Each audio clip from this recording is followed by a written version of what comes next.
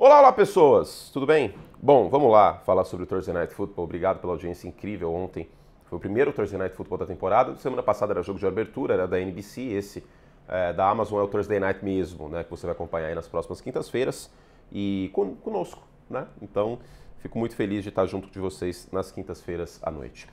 Bom, este vídeo eu vou falar sobre o Green Bay Packers, tá? Num vídeo para os membros, então se você ainda não assinou o Like Play, custa R$8 por mês para você ter o dobro, o triplo de conteúdo. Vem com a gente, clica aqui embaixo em Join para ter mais conteúdo. Aliás, vai ter um Curte e Responde hoje, tem um montão de coisa vindo por aí.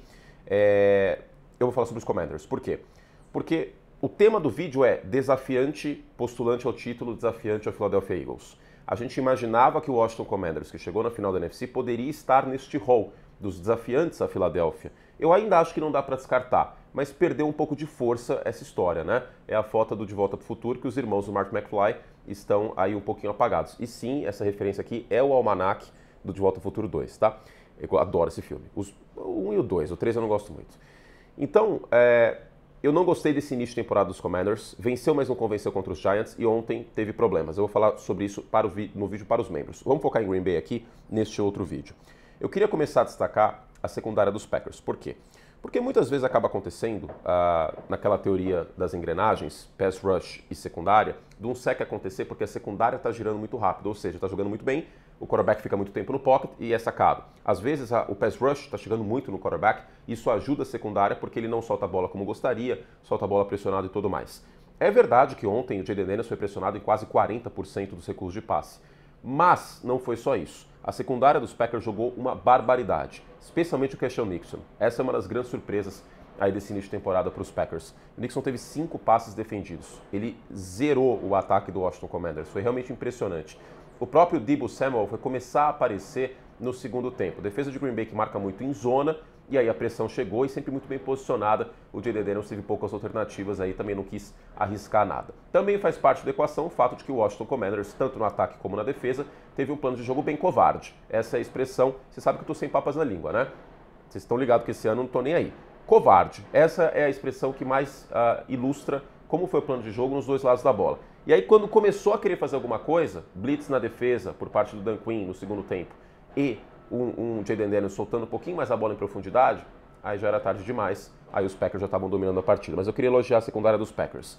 Quem soltou o braço desde o início do jogo foi o Jordan Love, 14 jardas no ar por passe nessa partida. Ele é um quarterback que gosta de fazer isso e ontem teve muito alvo aberto para tanto. A linha ofensiva dos Packers, mesmo sem o Zach Tom no lado direito, conseguiu fazer um bom jogo. A questão da ausência de bons apressadores de passe nos Commanders, embora o Dorance Armstrong tenha feito um bom jogo contra os Giants, foram 9 pressões, mas a ausência de um cara realmente de quilate para pressionar o quarterback fez diferença, fez falta para Washington, e o Jordan Love várias vezes teve tempo para passar a bola em profundidade. É verdade que o play action também funcionou, já falo sobre isso, mas um grande jogo de Jordan Love que agora tem 9 jogos sem interceptação. É um problema aí em alguns momentos da carreira dele, mas vale a menção mais do que honrosa. São 9 jogos sem interceptação. Jaden Reed saiu machucado na partida, não sentiu isso tanto o Green Bay Packers ao longo do jogo, fez ajustes o Matt LaFleur, buscou mais aí o seu tight end, o Tucker Kraft, que eu já falo sobre. Então, um grande jogo, um jogo de comandante mesmo, jogo contra os comandantes, um jogo de comandante do Jordan Love.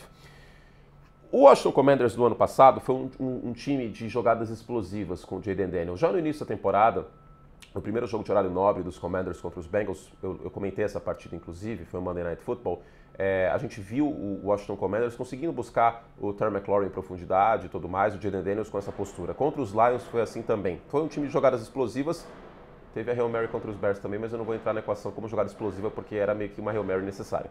Mas ontem a gente não viu isso. A gente não teve nenhuma corrida muito longa, a gente não teve nenhum passe que realmente se destacou.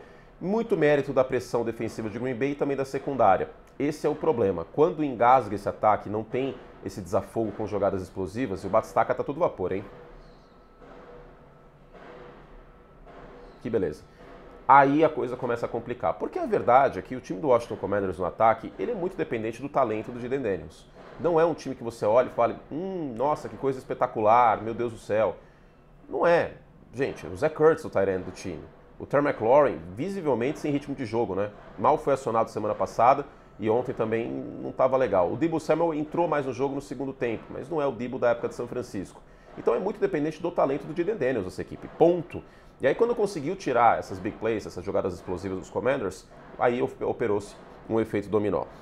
Vou falar mais sobre os Commanders no outro vídeo para os membros. Queria destacar o Matt LaFleur aqui, usando bastante o Tucker Kraft, que é um cara mais usado na red zone, né? Até falei sobre isso na transmissão ontem, mas muita criatividade do LaFleur no jogo, teve jet sweep, teve bastante play action na hora certa, foi um jogo muito bem chamado pelo técnico dos Packers. E eu achei interessante que não desistiu do jogo terrestre, mesmo com o Josh Jacobs, que até teve um touchdown, mais um jogo com touchdown para o Jacobs, mas não desistiu do jogo terrestre, mesmo com o jogo terrestre não tendo eficiência.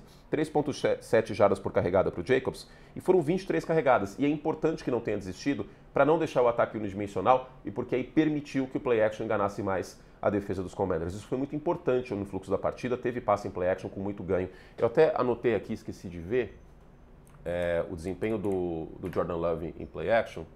Deixa eu abrir aqui minhas anotações, que eu anotei durante a transmissão e aí esqueci de pegar. Achei. Jordan Love no play action, 38%, 133 jardas, um touchdown, 8 de 12. Né? Então, se não tivesse corrido com a bola, se tivesse desistido do jogo terrestre, isso não teria acontecido. Vamos aos finalmente? Em agosto, antes da chegada do Micah Parsons, eu falei brincando que o Green Bay Packers era um bolo de fubá. Muita gente ficou ofendida, tanto torcedores dos Packers como amantes de bolo de fubá, mas o que eu quis dizer bolo de fubá é bom, mas bolo de fubá não é o melhor bolo. Agora, um bolo de fubá com goiabada, fica do cacete, né? Vamos falar a verdade, fica bom pra caralho. Então, a gente precisa endereçar a questão Micah Parsons. Micah Parsons teve meio sack ontem, 8 pressões, e para contextualizar, qualquer coisa acima de 4 pressões é absurdo, tá? 8 pressões, 8, e ele nem jogou o jogo inteiro, porque ele tá com lesão nas costas, estava com status questionável para essa partida. Rashan Gary de um lado e Micah Parsons do outro, boa sorte Conferência Nacional. Boa sorte. E o resultado o Green Bay Packers é um bolo de fubá com uma goiabada maravilhosa, uma das melhores goiabadas que existem no mundo, que é o Micah Parsons. O Jerry Jones cometeu uma tremenda e colossal cagada em trocar o Micah Parsons.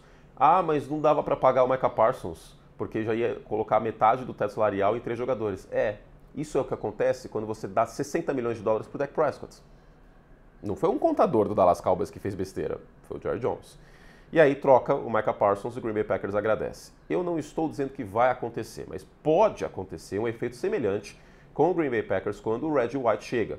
Antes do Reggie White, um dos melhores defensores de todos os tempos, os Packers com o Brett Favre era um time que ia para playoff, beleza, mas iria para playoff, mas não ameaçava. Com o Reggie White a coisa mudou de figura, eles foram campeões em 96.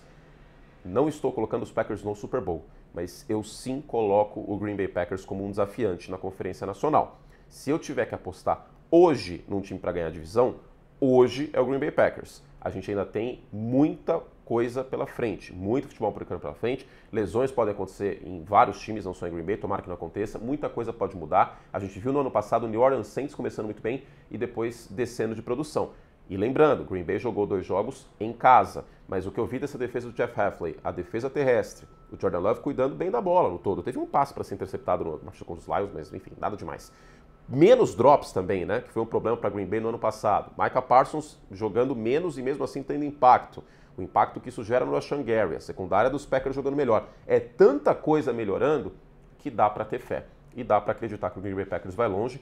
E esta é a prova. Você que é um trouxa, que eu acho que não é, tá? Mas se você que é um trouxa que fica, eu curto e torce pros Bears, ele odeia os Packers. Parabéns. Olha o vídeo que eu fiz aqui mostrando todo o meu profissionalismo e minha fofura. E eu sou uma pessoa que gosta de queijo, né? Então tá aí. Se alguém em algum momento achou que, curte e torce, percam isso, tá? Eu sou profissional, eu amo as 32 franquias da NFL. Quis deixar muito claro no final desse vídeo, porque é importante pontuar esse tipo de coisa. E vale a mesma coisa, por exemplo, para o EV que torce para os Packers e foi 0 clubista ontem nos touchdowns dos Commanders no final da partida.